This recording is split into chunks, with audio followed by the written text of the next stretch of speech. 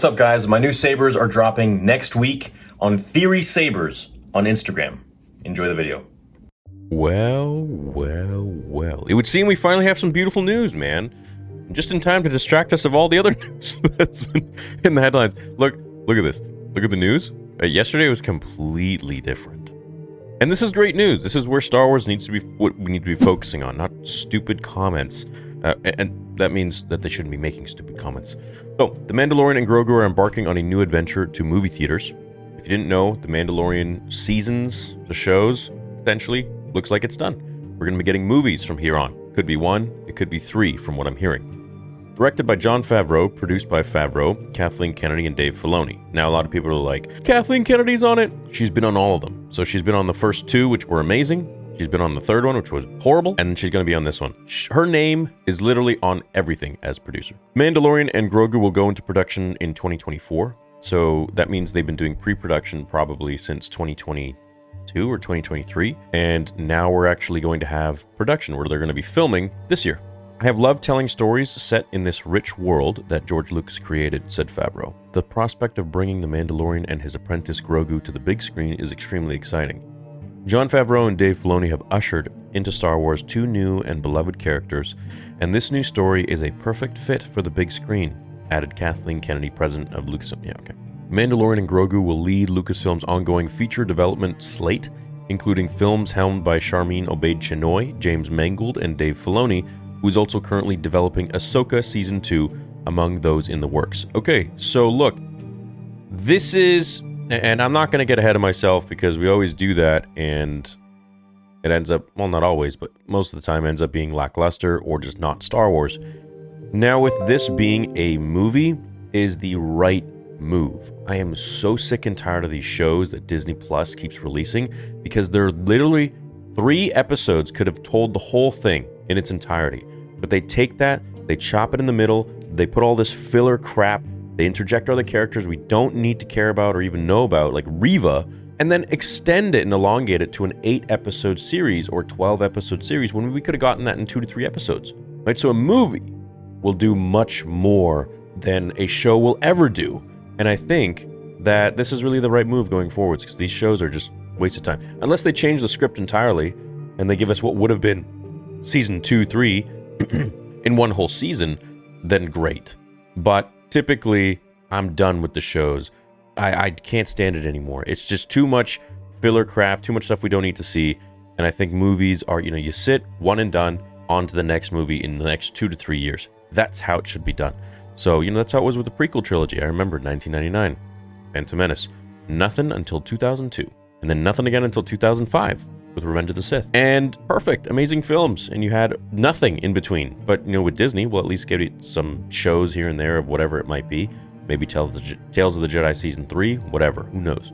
So, with this news, I personally think that Mando movie will probably head in a direction that will encompass the Ahsoka show, as well as Dave Filoni's movie, which I think will be sort of like Heir to the Empire. And I say this because Ahsoka is now stuck on the planet.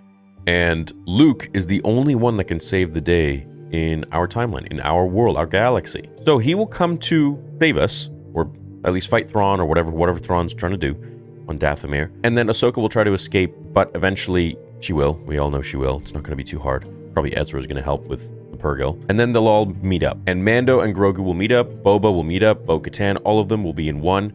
And I think that is possibly going to be like a sort of Avengers Star Wars, which could be horrible. It also could be amazing, and it could be everything that we all want to see. It all comes down to execution, it all comes down to story writing, it all comes down to how they really play with all of these action figures, And at the end of the day, if it's going to be anything like it was with Mando Season 1 and 2, where we're focusing on story, and something that's progressive, not politically, I mean progressive as in like progressing the story in a linear fashion. And the characters, oh man, we're going to have an amazing time. We're going to have an absolutely fantastic show and movie, and everything will be grand. Season 3 of The Mandalorian really failed us in the sense that it was so like everything was just so choppy. It didn't really follow Season 2. There was all this crap that happened with Boba Fett, where Grogu was supposed to stay with Luke, ended up leaving, and then being shipped off, like just like Ubered back to Tatooine to meet Mando. Like, none of it was making any sense. You could tell that there was a lot of weird stuff going on in the background. Too many cooks in the kitchen. I don't know what happened there. But Moff Gideon coming back, being the villain. It's time for a new villain, dude. He's not really a villain. He's just one dude. He's an Imperial. Oh no. Okay, so we got Thrawn now. But who else besides Thrawn? Elsbeth is dead. So we need somebody new. We need somebody powerful. We need somebody dangerous. And this person has to either have the Force or magic or something, because we already have Thrawn. He has neither of those. So we need a Jorah Sabayoth. This will take us into the Heir to the Empire. Grogu and Mando will probably be uncovering some sort of plot set forward that will eventually lead into Thrawn. I personally do not feel that this will tie into the sequel trilogy as of yet. I think that they're wary of that, and I think that that's too far into the future. I don't think that they'll be really going there. I think they know a lot of fans are like, okay, let's just stick in our own timeline. We got 30 years. Now it would technically be like 20 years or so almost in between this time until the sequels. So personally, I think they have a lot of playing room. They can really do whatever they want, and they can have an entire arc of different villains within this timeline. You know, before you get grumpy old Jake Skywalker, you have this massive timeline to play with and do whatever you want.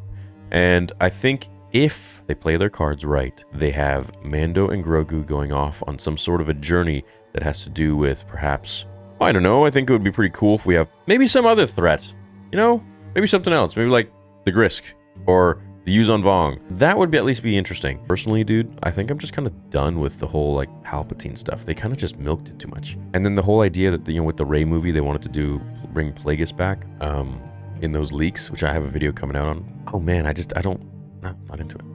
You know, let's let those Legends characters be dead. Let's let the dead characters be dead and not keep bringing them back.